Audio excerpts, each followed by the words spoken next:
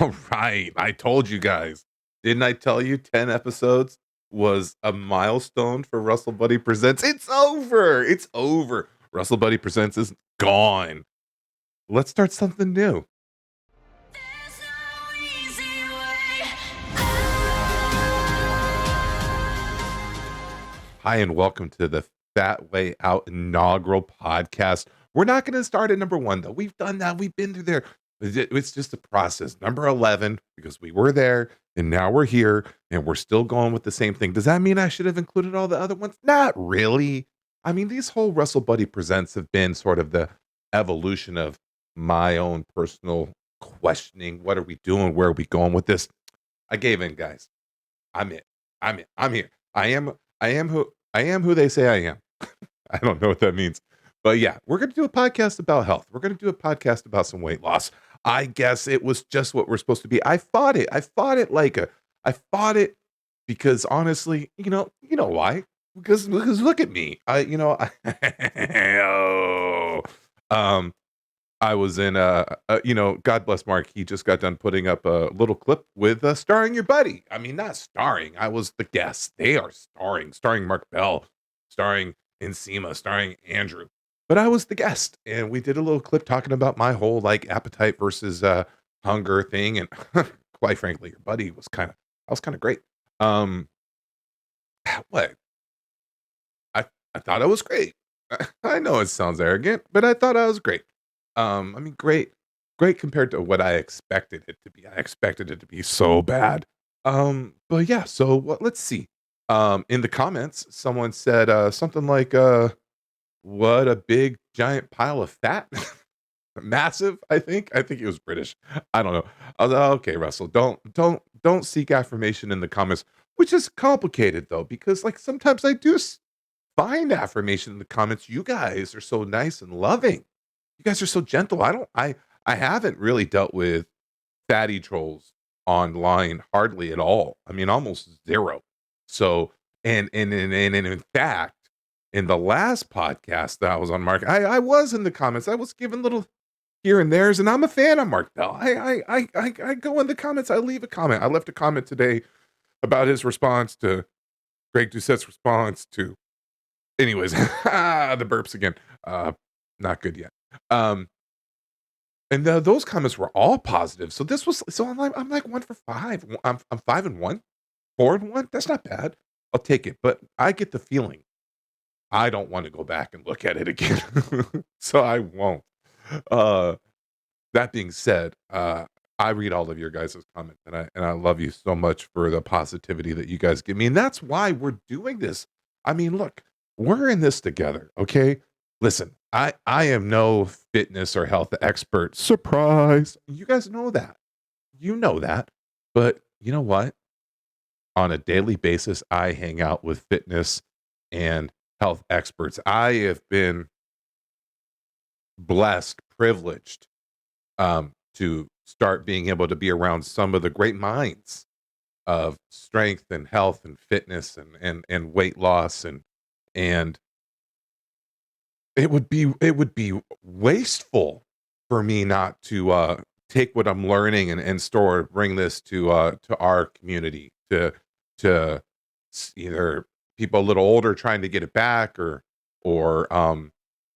or maybe people that have gotten on the obese side of the scale and wanting to come back down and I'm here for us, right? I'm here for it. And and this whole thing with podcasting anyways was just sort of like this was like first of all, you guys know I love podcasting. Yeah, I love podcasting. I've been watching podcasting for a long time. I was listening to talk radio before podcasting even ever took off. So like I've been in this game before podcasting even started. I mean, not as a speaker, but as a listener, as a man listening to smart people or sometimes less than smart people have interesting thoughts and ideas about the things around us and I'm just a fan of it and it's something I've always wanted to get involved with as far as where and why and how. You know what, I think it's a calling. I really do. I really feel like this has turned into a calling of mine when opportunity comes and chance happens. I think you got to answer it. And I do, and I'm answering it. And from that, man, I mean, I have met the most interesting people as I shared with you guys on the last podcast at the very end. I think I clipped out all reference to it. I think I might have clipped out all reference to it. I honestly I don't remember, but as I was recording the last podcast, I got a text message. Hey, Michael Hearn's going to be here tomorrow. If you want to come by, and just bask in the guy's glory, because that's how it felt.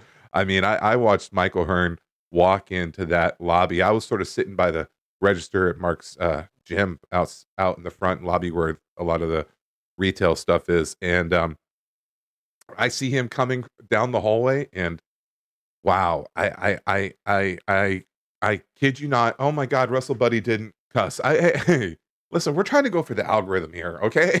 I don't have the luxury of having a giant fan base that I can use profanities in this podcast anymore. We're gonna take it a little more serious. Uh, um, for now. Uh, I saw him walking in. I was taken back. I was taken back by him. I the every now and then I get a little starstruck around Mark, not because of uh at least I used to. I think I'm finally starting to get over that a little bit. We got to hang out. I'll tell you maybe tell you about that too.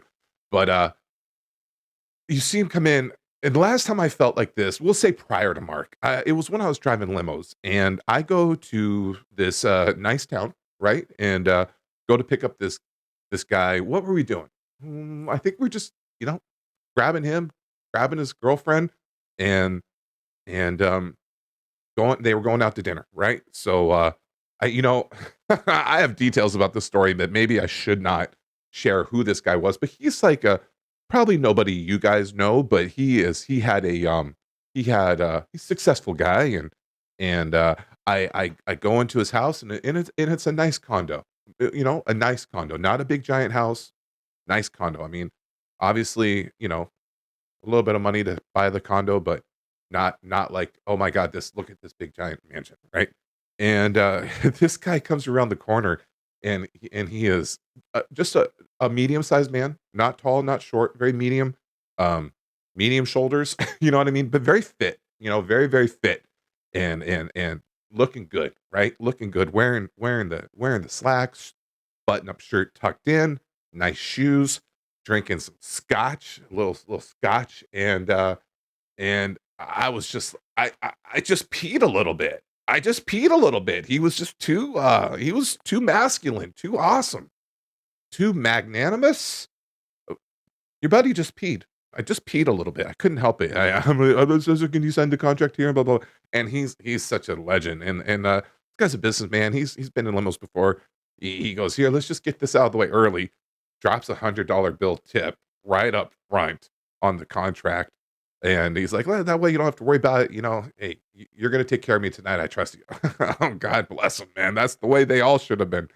But yeah, we went out, and not to dive too deep into his business, but he was a family man. Unfortunately, he had been recently divorced. Again, respecting his privacy, his wife struggled with some alcoholism, and it ripped their family apart inside. And that had been significant. Time had passed, and he had seemingly had just seemed to start dating a new girl. And we take him out. I'm gonna tell you, we take him out. They go out, have a great night dinner, or when I pick him up, we go get her. They go have dinner. We take him back to his house. All I'm gonna say is, I was waiting in the driveway, and their bedroom window was open. Um, and wow, she's beautiful, by the way, very nice woman. Um, and I, 30 minutes later, 40 minutes later, she comes out to the car. I take her home, and that began a wonderful relationship. And I can't, I don't know if I'm supposed to say this, but I still follow him on Instagram. And oh, I can't tell you. She actually recently liked, I think for maybe like the first time in years, liked one of my posts on Instagram. So I don't think anybody here is gonna be curious enough to try to figure out who that was or who that is. But wonderful family, wonderful family. I couldn't be happier for him. Such and such and such and such. You'll never hear this, but I just want to let you know I'm so happy that your guys' life seems happy together. Um, that being said, that brings back to O'Hearn, right? The guy was just great. He coming out, and and Chris is always gassing me up, and Mark's gassing me up, and they're like, yeah, this Russell buddy, he's here. He's here. How much weight have you lost, Russell? I've lost like 55 pounds. Oh, good, good, good. And then I just look at the guy, and I just feel like I have to explain. Like I go, it's a struggle, man. It's a constant battle to uh not give in to my worst decisions or something like that. I think what I said actually was much more beautiful and eloquent than that at the time, I think. But um uh I just checked to make sure I was recording. I tried recording like a week ago, maybe like 4 nights ago, and it wasn't recording. And I was pissed. I was about this far in, about 10 minutes in, when I realized it wasn't recording. I was like, forget it. But anyways, I said hi to him. He said hi to me. And I was, man, him and his wife. By the way, his wife is incredible. They are incredible together. Um, they she is a mogul in and of her own right, super successful, also very fit, very strong, very driven, very beautiful. Like I don't think you could plan a better couple than Mike and Mona. I'm sorry, Mona, I don't remember your last name. I wasn't a fan before this last podcast on Mark's channel, but I am now. I had never had a chance to get to know of your greatness before. But anyways, Mike's having this epic podcast on the Power Project, and just, dude, I've never really, like, this is what, like, I guess the closest I can explain it is must be like what it's like to be, and of course we're not going to remember his name. Oh, of course we're not going to remember his name. Oh my goodness. Quarterback. No. I'm so embarrassed right now. I'm so embarrassed. Tom Brady. Why you guys put up with me, I will never know. Let's see. Let's just bring that over here. This must be like what bodybuilding's version of Tom Brady is. I would say he's the GOAT. As far as I'm concerned, he's the GOAT. Um, you look at Mike O'Hearn, 40 years in that game, getting up at 2, 3 o'clock in the morning, sometimes fasting multiple days to further get peeled. When I thought shredded wasn't enough, here comes peeled, and all the other health benefits and mental benefits from it. And the man's passion is insane. And then the poor man, I don't know if poor is the right word, but the poor man, we'll say poor man, even though he's got nothing to feel poor about. Uh, he is constantly dealing with the scrutiny and speculation of, is he natty? Okay, why not? Right? Why not? Natty, natty, natty, natty, natty. We're going for the algorithm. Here's my thought. Okay. I don't care. I don't really care. I mean, I don't care. I will presume he isn't, but maybe he is, right? But what I do care about is this guy's devotion to himself and his body and his physique. I mean, that's his industry, right? That's his profession. His physique is his profession in many ways. It is, it's remarkable. It is remarkable. You know, this is what 40 years of perfecting your craft looks like. I don't know. I mean, Chris and Mark talk of him working out at 4 o'clock 30 years ago. So, I mean, maybe working out at 4 o'clock has always been his thing. I wonder what he does with the rest of his day. I mean, obviously, he had a career beyond bodybuilding at some point. I know he did like American Gladiators and stuff like that. But his career, I can't imagine. I can't even imagine. Now, Jocko's waking up at 4 o'clock. This guy's getting to the gym at 4 o'clock. Come on, guys. That's special. This man is special. And as I think I was saying, like, what's it called? A Venn diagram, right? If you take, if you take like the max level of God given natural talent, right? And then the max level of the skill of crafting your bodybuilding art.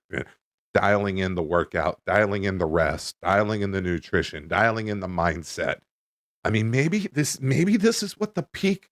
Maybe when 100 out of 100 genetically talented man and 100 out of 100 uh, powerful mind and devoted to his craft and unyielding to life's distractions get together. Maybe this is the outcome. Over 40 years of perfect is a weird one, right? But elite rest, elite nutrition, elite, I mean, elite's not even the right word, right? I mean, the Tom Brady. Now, Tom Brady's, I think, is having a rougher year this year. Maybe finally his age is catching up, or maybe, I mean, let's not get too off in the weeds here, but there seems to be speculation that maybe it caused some family issues coming back to the league again this season. So, maybe Tom is getting a little distracted for the first time. I don't know. I mean, I don't know. I don't watch football anymore. Not really. Um, Needless to say, back to the story. O'Hearn was on the podcast talking about his passion, talking about how he's still chasing his demons, about how he loves to get psyched to work out, how he's still passionate about chasing his physique and being the best version of himself. And he's talking about, and then he kind of goes on to some really, nice soliloquy, and somewhere in there he says, everybody's only got one life to live, no matter how far or what you got going on. And then he brings up your buddy. He brought up your buddy, and he talked about, we'll roll it. The time or age, what's good is it? Why? Because you just said, we've lifted our whole lives. What kind of life is that? I've had fun, and I feel truly alive when I'm fighting the demons and that aggression in the gym. So I'm living my best life not knowing what tomorrow is. And I said a statement, I do every workout like it's my last, because it could be. The main thing for me is it's not about the workouts. It's about what goes through you mentally during the workout. It doesn't matter if you do stuff or don't do stuff. You can do whatever you freaking want. That's not going to change my life. But it's fun to do that moment for me. And regardless of what age you are, start appreciating this stuff, because when it comes back to it, you got to respect your one life. Like the guy that Chris is helping get in shape. He's living his best life now. Yeah. So he's 200 pounds overweight. He's living his best life now. His enjoyment, when he came out, Yeah, I so felt his happy. energy. Yeah. Yeah, I wish- Russell. Yeah. I wish people would do that more. It's not about pushing weight. It's about moving yourself. Absolutely unbelievable. And I mean, like, think about this. And I know Mark and Chris love me, and I know that Mark wants to see me happy and successful in all aspects of life. I mean, dude, the guy's giving me so much hype on the Power Project. I feel like, man, I want to be really cautious with my words. I don't want to jinx. However, I feel like I just feel grateful for one thing, and I know Mark has already told me, hey, whenever you're ready, why don't me and Chris sit down and let's help, because I'm here, guys. I'm here. This is where we're going to stay for a while. This is going to be my lane. And God willing, I'm going to keep finding success, getting healthier, and I'm going to keep sharing my successes with you, getting healthier, and hopefully, man, hopefully I can offer a little bit of what I'll tell you what. I'll tell you what. I definitely am a big giant. What did the guy say? And I know this is why Joe Rogan says don't dive into the comments for and even Chris has said this many times. This is why Joe Rogan says don't dive in the comments for your gratification. And it makes sense. It really does. What did we say here? Oh. Okay, here. Oh my goodness. Oh, see, and so many more people are nice. And this is what I mean, so many people are more nice. So many more people are nice, and God bless them. God bless them. So one guy says something shitty, and I'm not worried about it. What did he call me? What did he call me? A massive pile of fat. He ain't lying, dude. He ain't lying. He's right. Yeah. True. That's true. But then he actually, at the end of it, actually said, "Oh, but you've lost 60 pounds. I think it's like 55. Sorry, random guy that I'll never talk to." And he said, "Good on him. good luck. I mean, some people just don't know how not to be stupid. Stupid for him writing it. Is it stupid for me seeking the feedback? I don't know, guys. That's a tough one. I'm probably going to seek the feedback and hey, listen, this is the life I'm choosing. I'm not complaining, right? I may vent occasionally to you about some of the fat shaming that your buddy might get, but listen, man, this is the fat way out. Welcome to the fat way out. We're off to it, man. We're off of our inaugural episode number 11, but our episode number 1. You know what I mean? So we'll call it number 11, but we really know it's the first one. Listen, guys, it's just great. I am really, really blessed. I have this life. Life is wild, kids. Be ready for it. That's what I'm just going to keep telling you.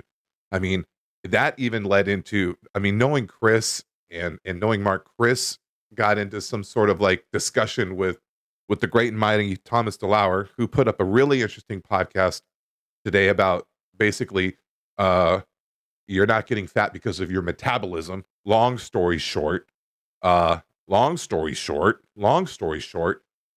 metabolism doesn't go down that much. And is to paraphrase, your metabolism doesn't go down that much in as you age. So people may say my metabolism really slowed down. I think if I quoted him right, he said like your base rate, your base resting might go down like 25% by like your time of your age 90.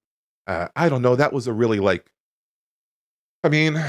was a really stretched number. I really wish he could have maybe showed the chart or something like that. Doesn't matter. He went into talking about how, and this is so confusing. Just hormonal responses and how your body responds to insulin and your diet and protein and fat and carbs. And it's super confusing.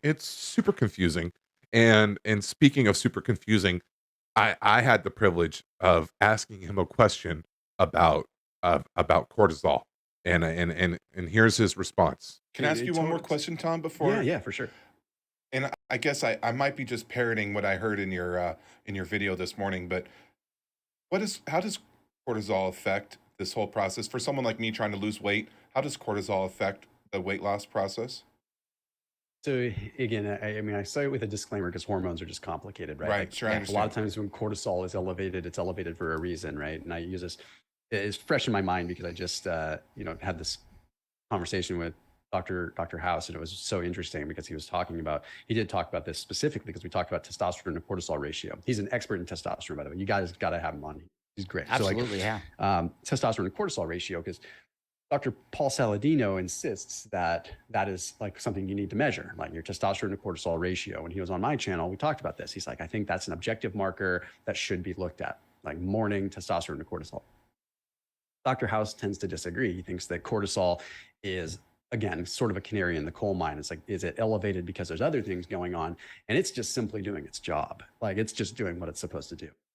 Wasn't how I've looked at it before, right? Because like cortisol chronically elevated is not good. We do know that. It doesn't, for whatever reason, it's elevated.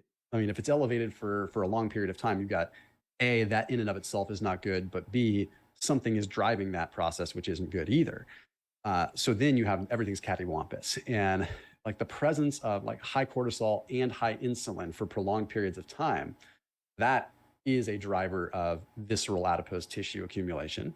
And more visceral adipose tissue accumulation is going to lead to more inflammation because it secretes inflammatory cytokines. So it's the combination of chronically high insulin and chronically high cortisol that are problematic.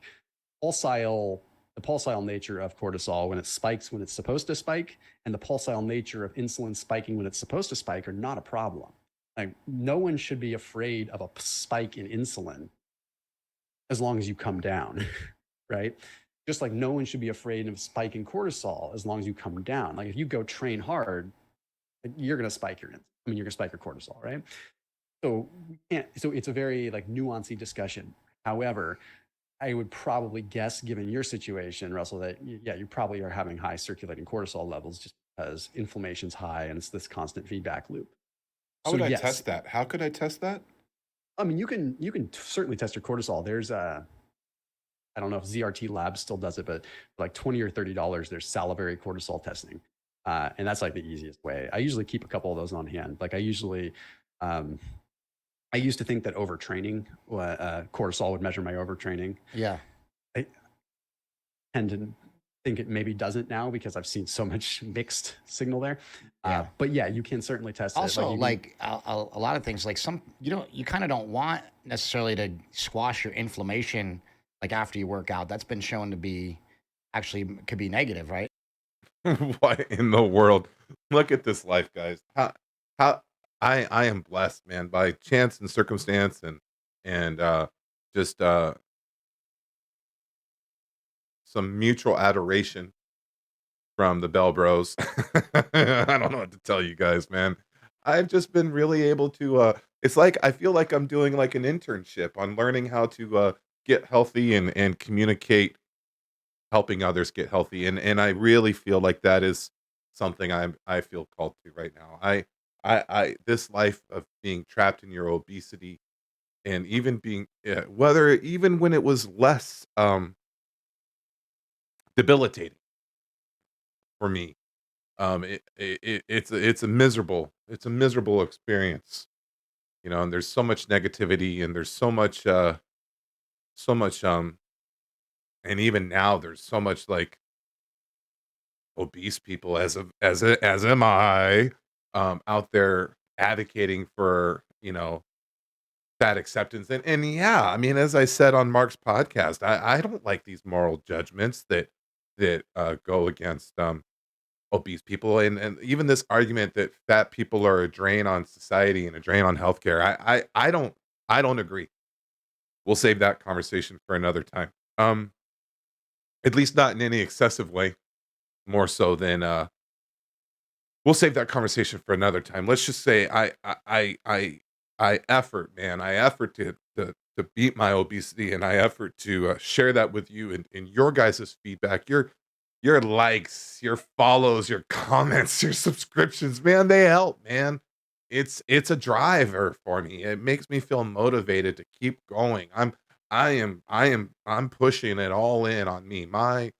Myself, you know, I am going all in and this whole experience of me going to social media and going to YouTube and I remember I was just telling Rebecca, I remember when I lived in San Jose about 15 years ago thinking, "Hey, maybe I should get a job at like 24-hour fitness and just be there." I didn't think as a trainer. I just thought as a cashier, right? You know, as but then I was like, "Oh, they'll probably want me to mop and clean." And I don't I used to do a lot of mopping when I worked at restaurants. I don't want to mop and clean anymore. I have a hard enough time doing it in my own goddamn house. Sorry, YouTube. Please, algorithm. Please, I'm sorry, algorithm. I didn't mean it. I didn't mean it, algorithm. Um, you know, I just saying, you know,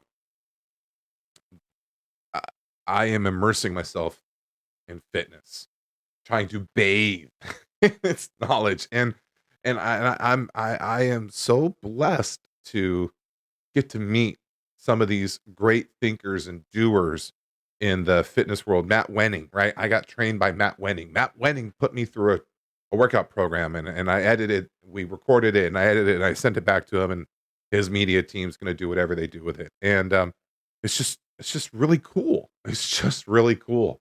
And I think maybe and I think us fatties we get ignored and we get shunned and we're told we're hopeless and a lost cause. We're not, man. We're not. And I really hope I don't ever turn it into a know-it-all. If I do, be, be merciful with me. But I do know a lot of people that know a lot of stuff, and I can get access to some great information, and I want to share that with you guys. And it'll go as far as we can take it, man. The Buddy Gang is back. From my Twitch days. The Buddy Gang is back. Return of the Buddy Gang. But and I'll always be Russell Buddy, you know, but at least we're gonna start branding the fat way out on the social media and stuff like that because I think that's gonna give people, including myself, a clearer understanding of what our purpose is. You know, this whole thing with being the fat way out. You know, that's kind of inspired, by the way, by Rocky, right? Uh, there's no easy way out. Yeah, there's a great rendition of it that I posted on my Instagram if you guys want to go check it out. But you know, it's just this is my own personal journey of realizing that it's not too late. Oh man, it's you know, it's just my own personal journey of realizing that it's not too late. I'm not too far gone, and I can still do this. And that goes for us too. It's not too late. You're not too far gone, and you can still do this. We can still do this. And I'm going to. Come with me. Come with me. I know that for a lot of us we're getting older and our joints are starting to hurt.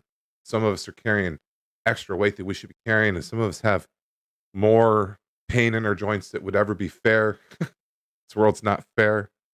You know, just start with what you can. I still have I am no athlete yet. Maybe one day I will be. You know, walking 1 mile kills my ankles, but it used to be walking 30 yards exhausted me and made my knees feel heavy. You know, this is better. This is a better suffering. I like this suffering I'm doing working out right now. For one thing, you get the endorphins. You know, you feel good. You feel stronger. You know, this is a better suffering, and I'm gonna keep doing it. Come with me, or at least watch. So again, like, comment, subscribe, support your buddy. Support your buddy doing this. I need your help, man. And uh, thank you, man. Thank you for being part of this. And I'll see you next time.